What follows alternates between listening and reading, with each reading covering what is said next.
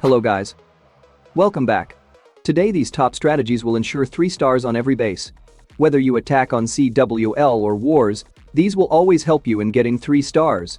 This is the general hero and pet equipment for each attack. And I'll let you know if I make any adjustments along the way. As always, I've linked the army combinations down below and will also show them at the end of each attack. Let's aim for 100 likes. And let's get started after a small intro.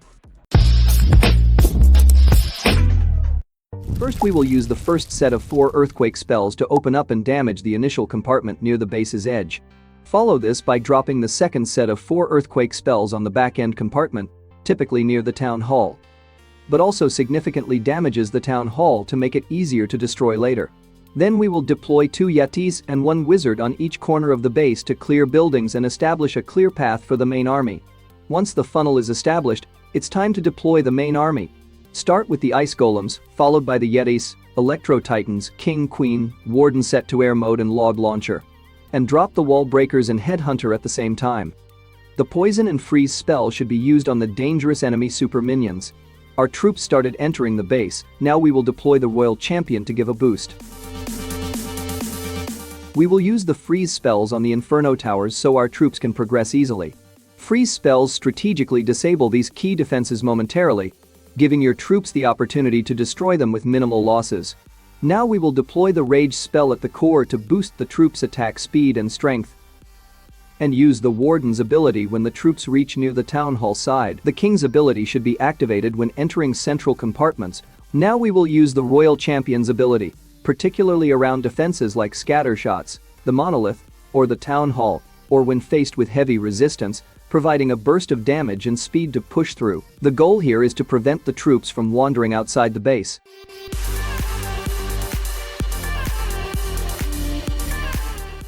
The base is finished and we have a lot of troops left to crush the base in time. Guys, if you're enjoying it so far, then I'm pretty sure you will like the next powerful and amazing attack of this video. Don't forget to like, share and subscribe for more awesome videos. It takes a lot of effort to make such contents. You can see the time here.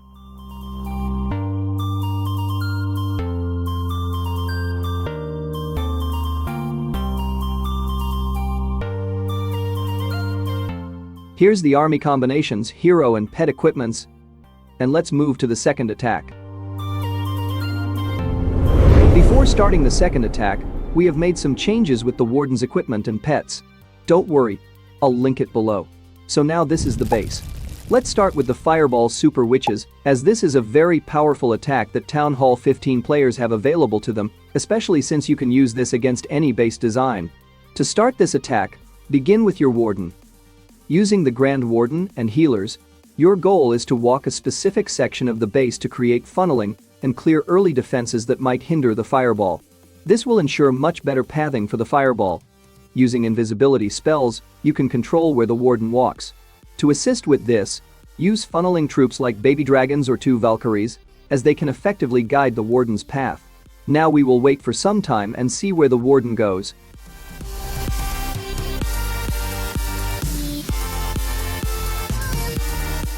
Also, you need to keep in mind that you don't waste too much time with the Warden.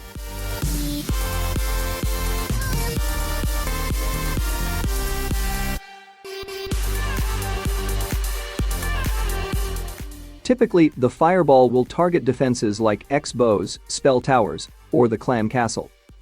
Clearing the clan castle is especially important, as it eliminates the need to deal with enemy CC troops.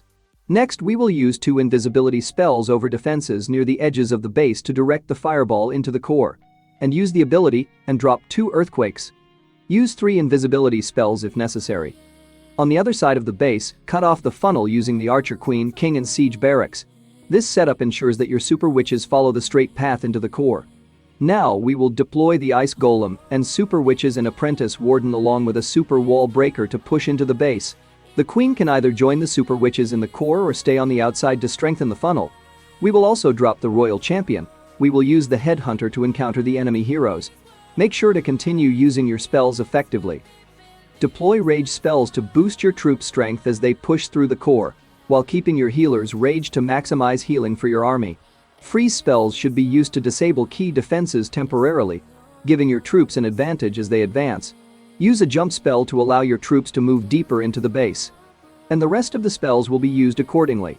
If you encounter enemy heroes, use headhunters to eliminate them quickly. The main goal here is to get into the core as quickly as possible to deal with high-value defenses like the Town Hall, Eagle Artillery, and others.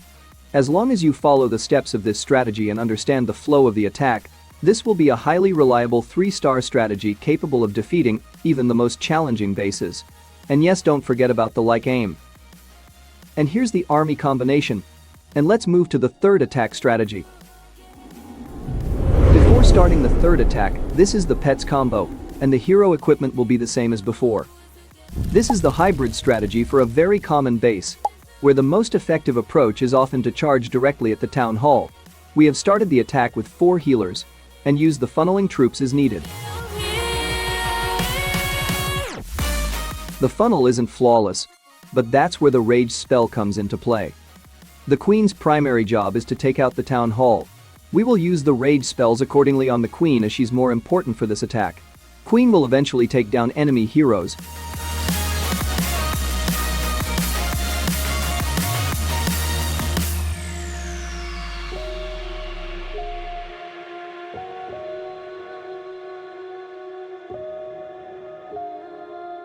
Meanwhile, let's deploy wall breakers. But she doesn't stop there, she also secures a clan castle kill, making the effort even more worthwhile. We will use the poison and freeze accordingly and rage spell on the queen. Let's get started with the main attack, which begins with the king in the siege barracks on the other side. Meanwhile, miners are sent in first to clear the outer layer of buildings, ensuring a smooth path. Once the miners have done their job, the Hogs, Apprentice and Warden. Notice how the king, along with the P.E.K.K.A. and the Royal Champion are deployed, keeping them from getting too far ahead.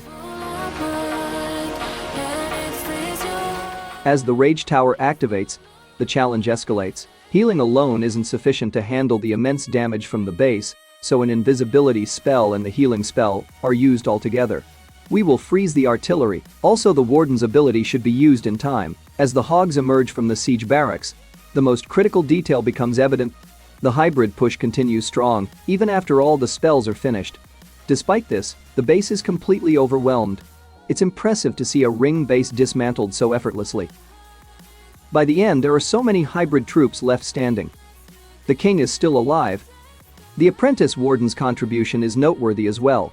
Despite following the queen charge early on, it stays alive for a large portion of the battle and sometimes shifts to support the hybrid push. This synergy makes the apprentice warden an excellent addition to this army composition. Hybrid with the apprentice warden is undeniably a formidable strategy. Make sure to hit that subscribe button, as I'll be bringing you more powerful and easy strategies. Also, don't miss out on a very powerful and fan-favorite attack strategy coming up at number 4. Stick around until the end of the video. And as promised, here are the army combinations.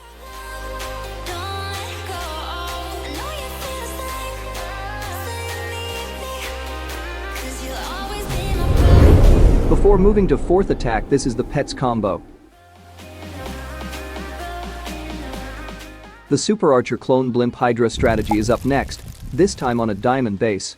The sweepers on this base are positioned toward the back end, making the bottom corner the ideal starting point for the attack.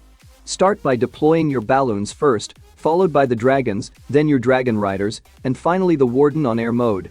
Spread them all out evenly in a line to ensure maximum coverage and damage distribution. After a slight delay, send in your blimp to target the core or town hall. The key timing point here is activating the warden's ability just as the blimp exits its range. Oh no, the sweepers are pushing away. Once the blimp has been manually opened near the core or town hall, immediately drop the first invisibility spell to protect the super archers. Follow this by deploying the double clone spells and a rage spell to maximize their damage output. After a short moment, deploy another invisibility spell, ensuring that you maintain proper timing for these spells. Angle the clone and invisibility spells strategically to give your super archers the widest spread possible. Watch the destruction done by the super archers tearing through the core of the base. Timing the invisibility spells is critical. You may or may not count seconds between spell deployments, but it's ultimately up to your preference. Once the Super Archer clone phase is complete, shift focus to the next phase of the attack. Deploy your heroes on one side of the base to begin clearing additional defenses and creating a path for the remaining troops to finish off the base. When deciding where to start your attack, it's generally best to aim for the Eagle artillery if it's still up. You'll typically have two sides of the funnel to choose from. Pick one based on the positioning of your troops and the base's layout. For this attack, I chose the bottom side of the base to eliminate the Inferno side and support the other troops already in that area. This army composition is incredibly reliable. And you don't need to do anything technically brilliant. Guys, avoid attacking into two sweepers facing. Going into one sweeper is manageable. Then, focus on executing the Super Archer Clone portion perfectly with the sequence of Invisibility, Double Clone, Rage, and more invisibility spells. With that, you're ready to move on to tackling any type of bases. This strategy is highly effective at Town Hall 15 and works exceptionally well at Town Hall 14 too. However, if you're not at Town Hall 14 or 15 and are looking for a powerful attack strategy for your specific town halls, don't worry, I've got you covered. Check out the video linked on the left. Whether you're at Town Hall 9, 10 or even lower, you'll find a strategy for your town hall. So be sure to give it a watch and take your attacks to the next level. Feel free to ask any more questions. I always reply to all of them. Don't forget to show you support, and I'll catch you in the next video. Till then, stay safe, stay beautiful. Peace.